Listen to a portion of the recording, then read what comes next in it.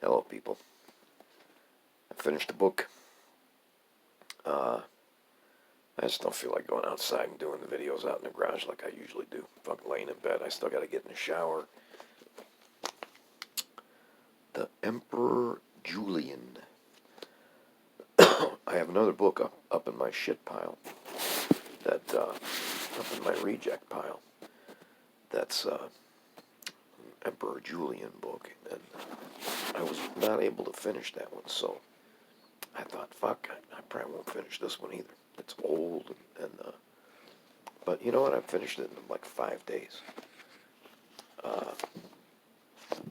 235 pages, written in 1976.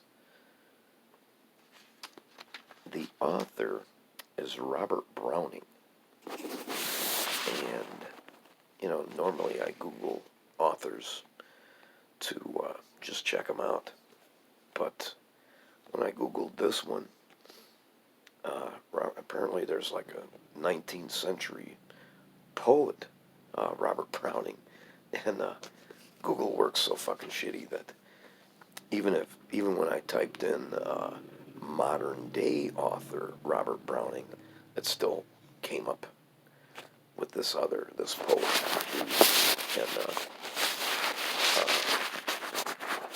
and then for like the next 5 days, I'm getting Robert Browning shit in my Google News. You know how it works. It's all fucking tied together.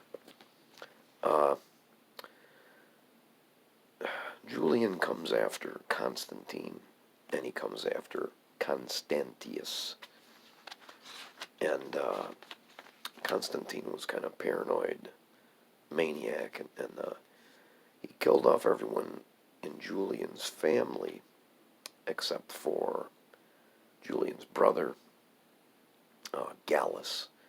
And they never did live together or anything. They barely even seen each other. Julian had a pretty weird childhood, very weird childhood. He never had anybody his age or nothing to hang out with. And Julian escaped death a few times. Constantius makes Julian the co-emperor in the year 355 to help deal.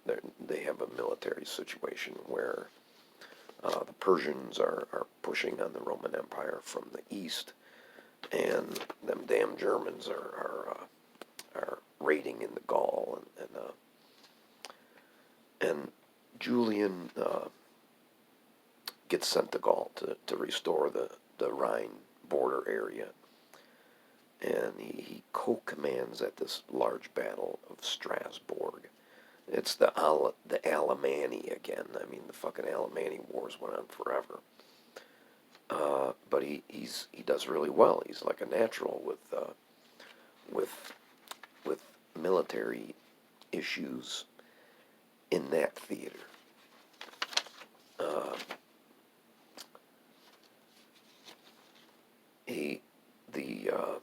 His soldiers, they really like him.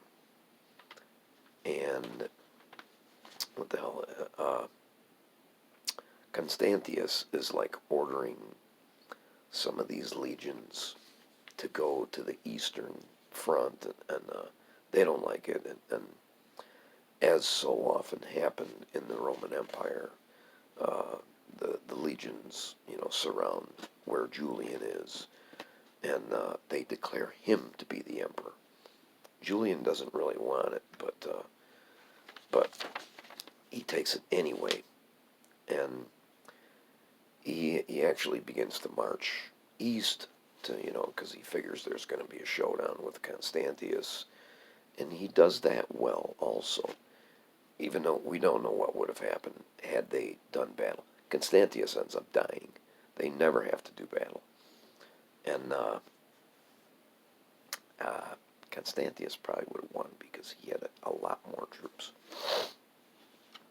I have a little bit of reading here. 134.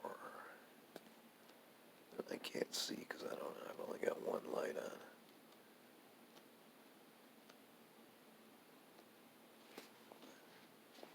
One page too far.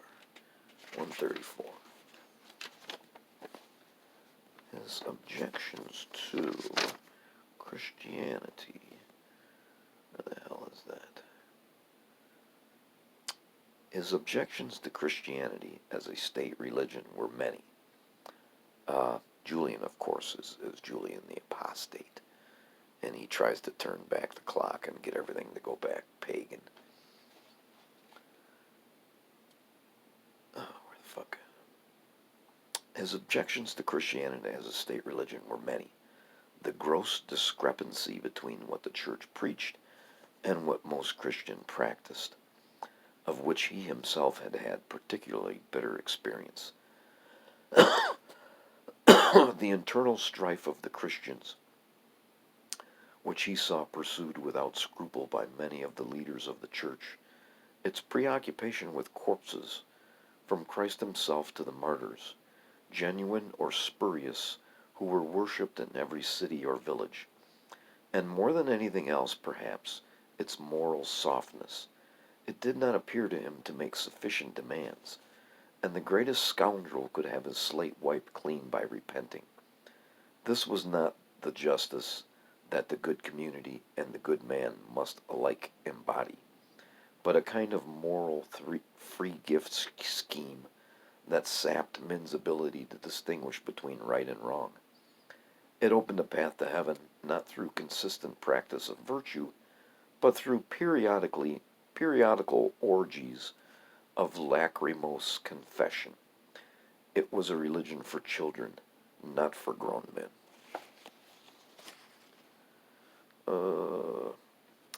Julian actually was married to a woman. I forget what her name was, and they had a child, but the child died.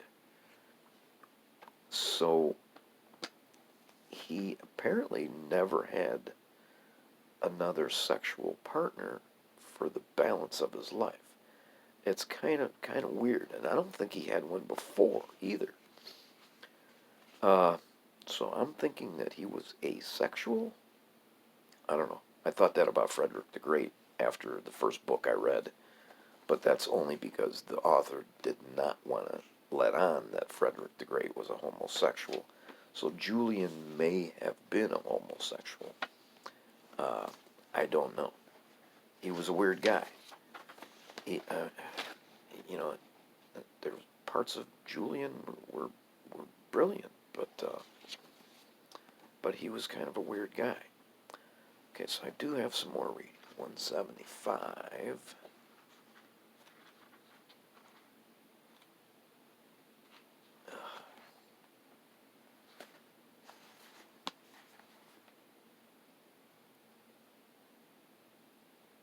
Julian was concerned, in the last resort, not so much with the discouragement of Christianity as with the encouragement of pagan cults. The crucial issue was sacrifice. Julian never missed an opportunity of participating in public sacrifice. Often as an officiant, he delighted in large-scale sacrifices, sometimes offering 100 oxen at a time. Citizens saw their emperor's hands and clothes dripping with the blood of slaughtered beasts. Some of those who had no religious objections to sacrifice found Julian's conduct undignified. Men said that if he returned victorious over Persia, there would soon be a shortage of cattle. I thought that was funny. He spends a lot of time in Antioch, and he tries to legislate his way into discouraging Christianity and encouraging paganism, and that just seems like whatever he does backfires. And then the sad and weepy part, he moves off with an army into Persia, and he's not fighting a bunch of disorganized Germans that are only out for booty. He's fighting, an ancient empire that, has cavalry and has archers and has their army, has their shit together. They know how to fight. They've been doing it for 1,000 years. So, who knows what Julian was thinking in Persia? That's what I got written here. His battle plan is to separate his forces, and one of the forces never even comes into play. You know, he marches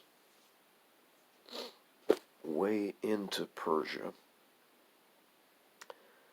It reminded me an awful lot of like this book, this Xenophon with the 10,000, because they kind of do the same thing. They get in there and they realize that they're fucked and they have to try to get back out, and the Persians are more than content to just harass them the entire way as they're trying to retreat. And that's what the Persians do to the Romans, and they make a good try, but the Persian harassing tactics become much, much worse. And Julian rides off into this cavalry fight, where everyone's all mixed up. Julian doesn't even put his armor on, and he gets hit with a lance, and it doesn't take long, and it kills him. So the Roman troops nominate another guy as the new emperor, and this new emperor, he has to bargain his way out of Persia. Kind of throw some other people, some Armenian guy, under the bus to do it, but they do get out of there, and Julian is pretty much quickly forgotten. I mean, he's given a state funeral and all of that, but the Christians are still in all these high places, and immediately, the stories about Julian begin to come out, and the last little bit of the book is about all the plays and all the